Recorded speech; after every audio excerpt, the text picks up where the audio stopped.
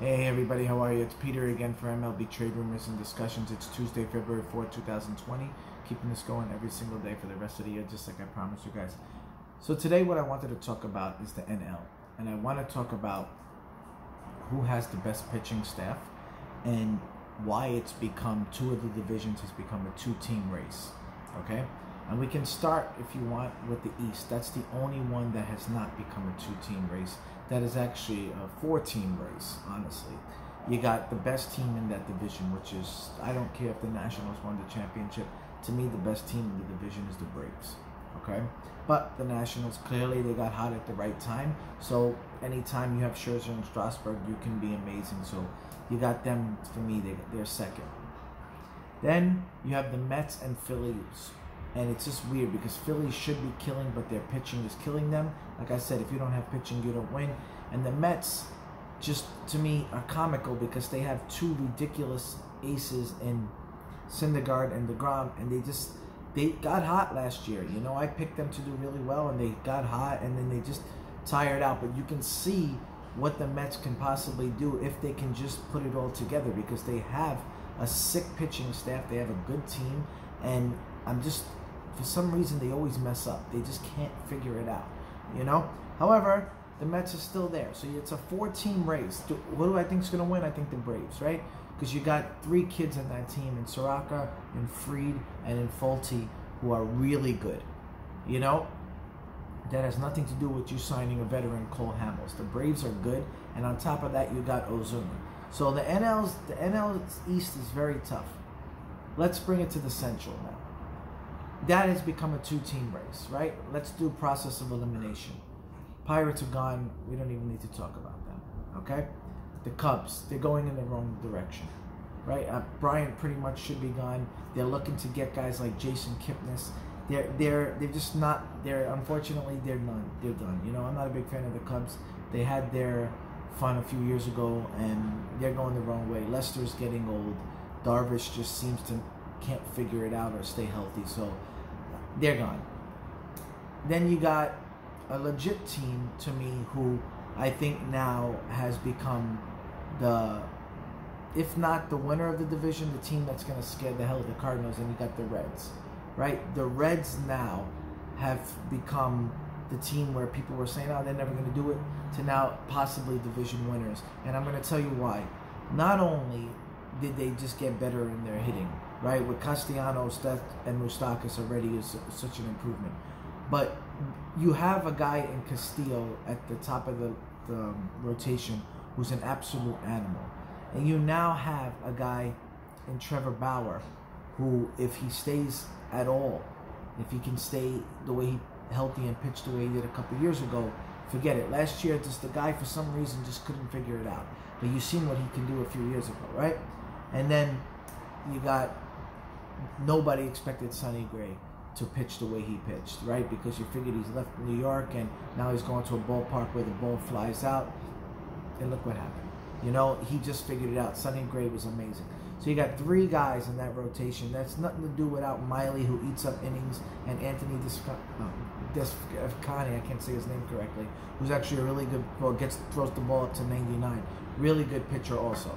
So the Reds got a really good team. Their bullpen, I'm not too sure about Iglesias. I'm not too sure how I trust their bullpen, but I do see the Reds being good. You got the Brewers, who a few years ago were just scary, and now they just lost all their pitching. They're changing. They lost Thames, who was a feel-good story a few years ago. They just don't. They lost Moustakas. They don't have it. They don't have that special team anymore. They lost a lot about it. So I take the Brewers out. And then you got the main team, who is the scary team, and that's the Cardinals. The thing about the Cardinals is now somebody better protect Goldschmidt, because us Diamondback fans know if Goldie don't have protection, he's not going to lead. And he had protection in Ozuna last year, and they lost Ozuna, so that's going to be a big thing. I see the Cardinals and the Reds going at it. I don't see anybody coming from that division besides those two teams, okay? So who do we got so far between the East and the Central? You got the Braves, the Nationals, the Mets and Phillies. You know, it's like a race, but I still see them a little bit back. So you got 4 teams there, and then you got 2 teams, the Reds and the Cardinals. That's 6. Now let's go to the West. It's become a 2-team race. Unless Mookie Betts goes to the Padres, it's going to be the Dodgers and the Diamondbacks. Everybody got the Dodgers just killing them. I don't. I got the Diamondbacks right there. So we'll see what happens between those 2. But what it looks like, regardless of who wins the division, the wild card is one of them is definitely coming out the West. I think the Diamondbacks, if they can't get the division, if the Dodgers do get Mookie Betts and run away with it, then the Diamondbacks get one of the wild card. Do I think they can get the division? Absolutely. I think anything with the Dodgers, I just don't see them being as scary. And anybody can feel the way they feel for that. If you want to talk about the Central, I feel the Reds or the Cardinals, whoever wins that division, the other one will take the other one of the wild card spots also. I feel like the Nationals will go backwards. I don't know if I trust Strasburg and Scherzer to be healthy the whole year.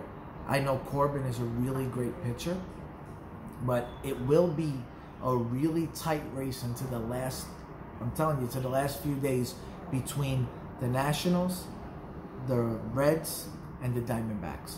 Those 3 teams are going to be in it because I think the Braves get the division locked in. And I think, unfortunately, I'm not sure how the Cardinals are going to do it. I think the Reds do it, but I think the Cardinals, just because of their pitching staff and just the way they play baseball, they're a classy organization. I think they stay up there, maybe from 88 to 92 games. So that'll probably be enough because that division is just not going to do a lot. And then I think with the Dodgers and the Diamondbacks, I think that's going to be another one. So if the Dodgers do decide to win another 100 and something games, the Diamondbacks still have to play the Padres, the Giants, and Colorado. And if you don't believe me about pitching, look at Colorado. They got one of the scariest hitting teams in all of baseball. Who the hell wants it? Look, a few years ago when the Diamondbacks played them, who wanted to play that team? They can put up 8 to 9 runs regardless on the road or not. But if you can't pitch, it doesn't matter. So Colorado is not going anywhere next year. The Giants are not going anywhere next year. And the Padres, just to me, they will get better. But I think they'll get better to the tune of around 82 to 84 games. Not enough. In that way, the reason why I got the Diamondbacks doing a lot better, and I really think it depends on 2 things. Okay? Their hitting is there. Their hitting has improved so much.